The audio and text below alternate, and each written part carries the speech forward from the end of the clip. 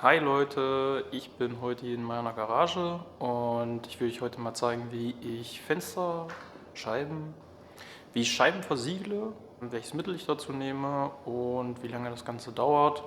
Natürlich auch, wie am Ende das Ergebnis ist, wie gut das abperlt. Schauen wir uns das jetzt mal an und los geht's.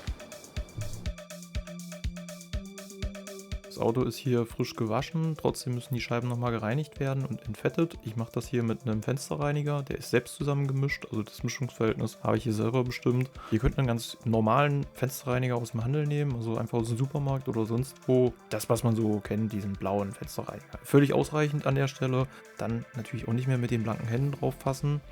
Alle Scheiben werden jetzt hier sauber gemacht und dann geht's weiter.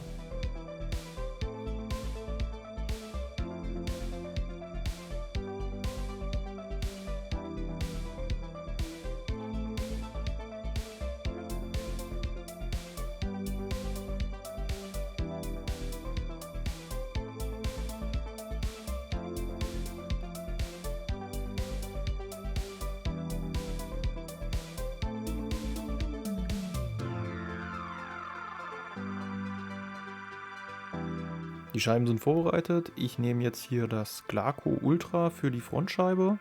Ich habe einen extra Applikator dafür mit einem kleinen Tuch drauf. Das ist so ein Filztuch, nenne ich es mal. Das fusselt auch nicht.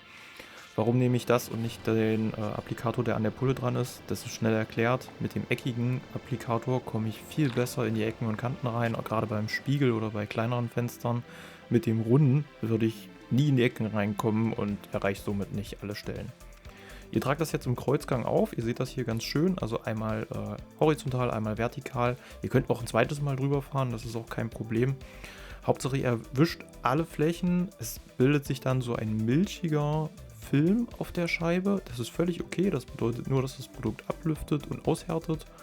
Den nehmen wir dann am Ende wieder ab.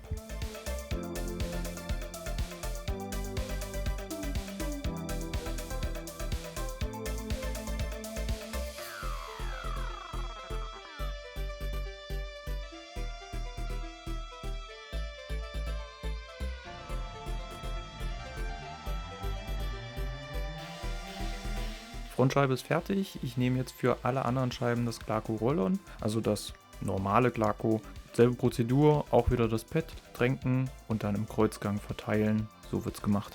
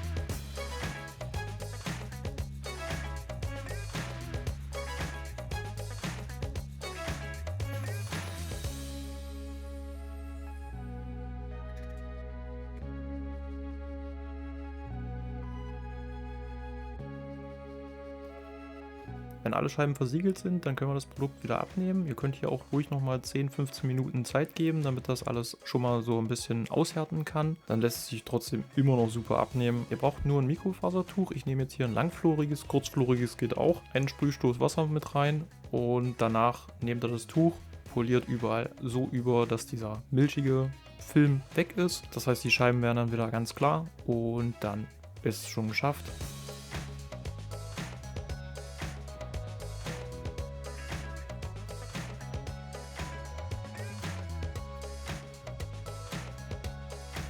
Beim Abpolieren nicht vergessen, das Tuch immer mal wieder zu wenden, damit ihr immer eine frische Seite habt, beziehungsweise nicht immer dieselbe Seite benutzt und dann wiederholt ihr das bei allen Scheiben.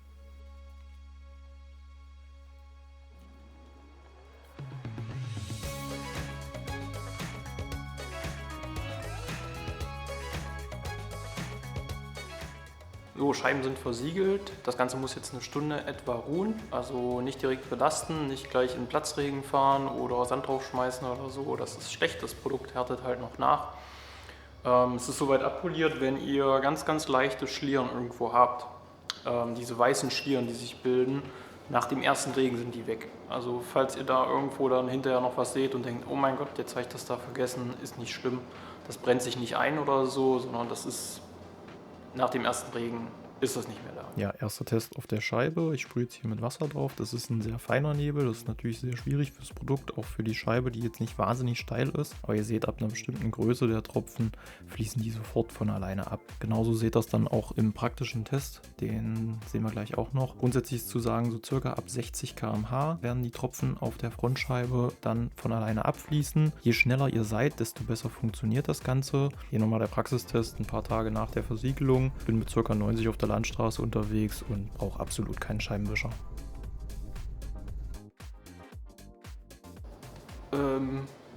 Viel M. Die schneide ich hinterher raus.